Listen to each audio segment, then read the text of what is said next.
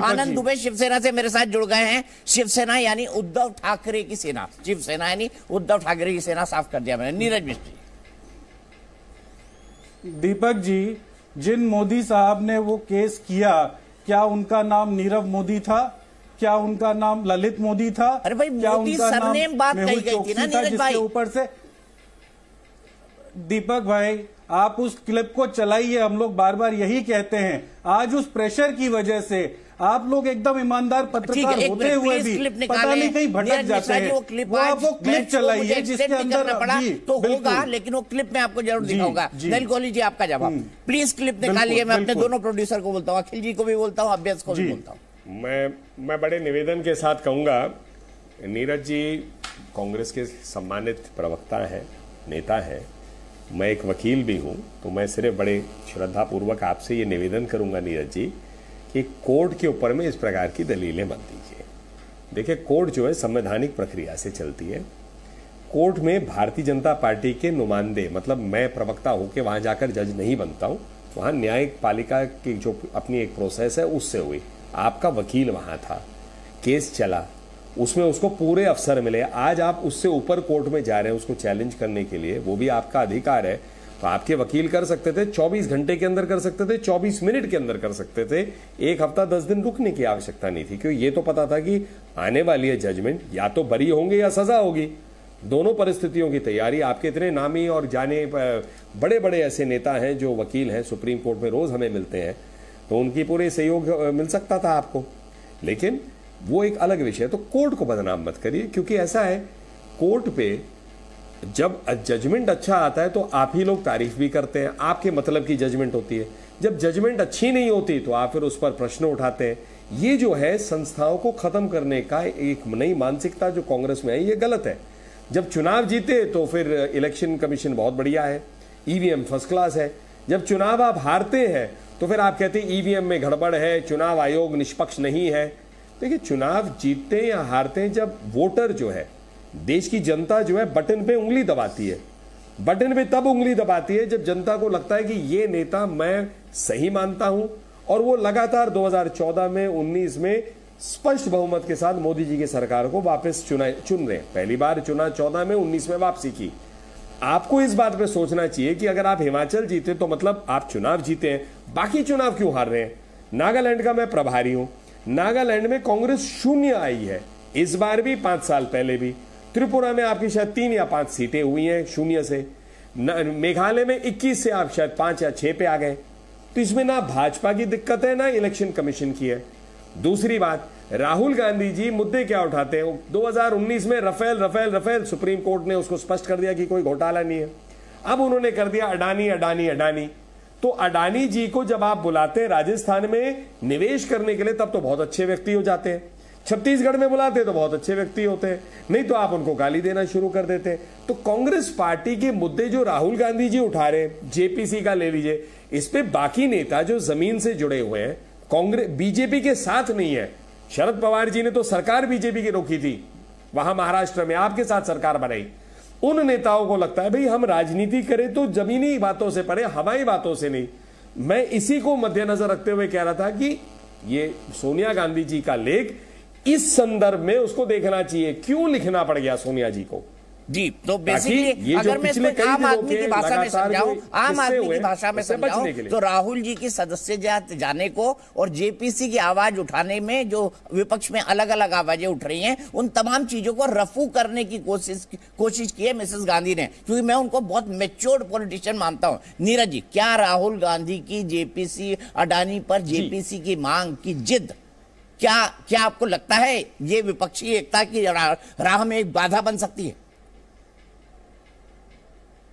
दीपक जी, आज से 3.5 हफ्ते पहले सोनिया जी ने देश के बजट पर भी इसी तरीके से एक लेख लिखा था। तो समय समय पर जब देश को कोई मैसेज देना होता है कि ये सरकार किस दिशा में काम नहीं कर रही है, तो सोनिया जी अपने लेख लिखती रहती हैं। और जहां तक एक नलिन जी ने अभी रफेल की बात की, क्योंकि हमने 2019 में इसको खूब उठाया, तो नलिन जी ये बताना भूल जाते हैं कि उसी रफेल के मामले में 2021 में ये सामने रिपोर्ट है, फ्रांस के उच्चतम न्यायालय ने वहां पर इंक्वायरी चालू कर दी और उसकी इंक्वायरी हो रही है, जिसमें पता चला कि कुछ लोगों को घूस दी गई, तो उसके ऊपर इंक्वायरी हो रही है। हमारे देश के इंस्टीट्यूशंस पर जब प्रेशर आता है तो 95% जो इंक्वायरी और इन्वेस्टिगेशन होती है वो विपक्ष के लोगों पर होने लगती है, और जो वॉशिंग मशीन भाजपा के पास है उसमें जो होकर निकल जाता है उन पर से इंक्वायरी खत्म हो जाती है। अब मैं लुइस बर्जर का नाम लूंगा तो आप समझ जाएंगे कि मैं किसकी बात कर रहा हूं। मैं राणे साहब का नाम लूंगा तो आप उनका मामला समझेंगे। मैं गावले फैमिली की बात करूंगा तो आप उनकी बात समझ जाएंगे। लेकिन उस पर बात करेगा कौन? जब मेरा मुंसिफ ही मेरा कातिल है तो मैं न्याय की उम्मीद मैं किससे करूं? ठीक है, मेरा कातिल ही मेरा मुंसिफ है, क्या मेरे हक में फैसला देगा? एक वाक्य बोलूं? हाँ बोल दीजिए नलिन जी, जल्दी से बोल दीजिए, फिर मैं बाकी गेस्ट के पास जाऊंगा, सब इंतजार कर रहे हैं। हाँ जल्दी से। ऐसा है, आप लुइस बर्जर के में डॉक्टर हिमंतो बिस्वा शर्मा जी असम के मुख्यमंत्री का नाम इसलिए नहीं लेंगे क्योंकि आपको पता है कल सुबह एक केस आप पर रजिस्टर हो जाएगा मानहानि का, क्योंकि वो व्यक्ति इतने क्लियर है कि भैया आप गलत चीज कहोगे तो कोर्ट में आकर मेरे साथ आइए, और वो कर देते हैं। बड़े बड़े करते जा रहे हैं, करते जाएंगे। शर्मा जी का नाम लूंगा, मतलब इस बात को और मैं वो रिपोर्ट दिखाऊंगा जो भाजपा लेकर नीरज जी खत्म करने दीजिए, मैं पूरा मौका दूंगा, चिंता रखें। मैंने आपको नहीं टोका नीरज जी। अरे नीरज जी ऐसे थोड़ी ना, मैं कह रहा हूं ना कि आप उनका नाम इसलिए नहीं लेंगे क्योंकि आपको चिंता होगी कल मानहानि का सूट आपके खिलाफ में गुवाहाटी में ना हो जाए, क्योंकि लुइस बर्जर केस में भी उनको कोर्ट का उनके पास आदेश है, तो इसीलिए आपने उनका नाम छोड़ दिया। राणे जी सबका सुनाना शुरू कर दिया। और दूसरी बात में आ जाता हूं एक और, फ्रांस के न्यायपालिका पर विश्वास है कांग्रेस पार्टी का, भारत के उच्चतम न्यायालय मतलब माननीय सुप्रीम कोर्ट में विश्वास नहीं है। मतलब इससे ज्यादा गंभीर बात आप राष्ट्रीय टीवी के ऊपर में कह रहे नीरज जी, जरा सोच लीजिए। मतलब आप बिल्कुल, आपका विश्वास नहीं है सुप्रीम कोर्ट ऑफ इंडिया में, लेकिन फ्रांस के ऊपर है, तो वोट कहां लेने जा रहे हैं आप, फ्रांस में या भारत में? इसीलिए मैं कह रहा हूं राहुल गांधी जी की एक सोच है जिसको जो नेता हैं जो जनता से जुड़े हैं, चाहे बीजेपी के हैं या गैर बीजेपी पार्टियों के, वो देखते हैं कि एक होता है कॉन्सेप्ट और एक होता है असली राजनीति। तो कहीं ना कहीं ये विषय असली राजनीति और कंसेप्चुअल राजनीति की बात है, ऐसा मेरा व्यक्तिगत राय है। ठीक है नीरज जी, एक लाइन में जवाब दीजिए, फिर मुझे ब्रजमोहन जी के पास, डॉक्टर सुनील सिंह, आनंद दुबे और संगीत रागी जी के पास जाना है। नीरज जी एक लाइन में जवाब। दीपक जी, मैं सिर्फ इतना कह रहा था कि मैं असम के मुख्यमंत्री का नाम भी ले लूंगा और वो रिपोर्ट भी सार्वजनिक तौर पे जो भाजपा ने निकाली जिसमें उनके ऊपर इल्जाम लगाए, वो भाजपा की रिपोर्ट भी साथ में दिखा दूंगा। तो भाजपा अपनी जो वॉशिंग मशीन चला रही है, ले लीजिए नाम, ले लीजिए, क्या डाल ले जिसमें उन्होंने लिखा था कि किसने तरीके से लिया। मैं तो कह रहा हूं जिस मामले में हिमंत बिश्व शर्मा के ऊपर भाजपा आरोप लगाती थी कि उन्होंने लुइस बर्जर के मामले में घूस ली, तो अब उसके ऊपर भाजपा ये तो कहे, अब भाजपा ये कह रही है अब ये आरोप आप नहीं लगा सकते क्योंकि वो कोर्ट से ले आए हैं। वो कहते हैं कि मेरे ऊपर आरोप लगाइए, मैं मानहानि का केस करूंगा।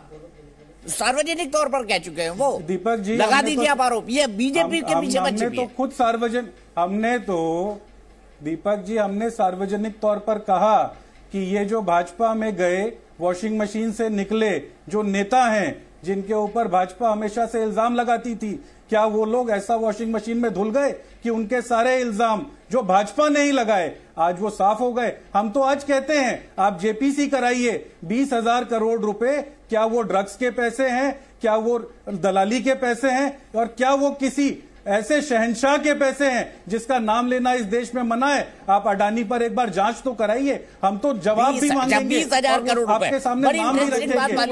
अब आगे की बात अपन 20,000 करोड़ पे ही नीरज जी करेंगे। जी न्यूज़।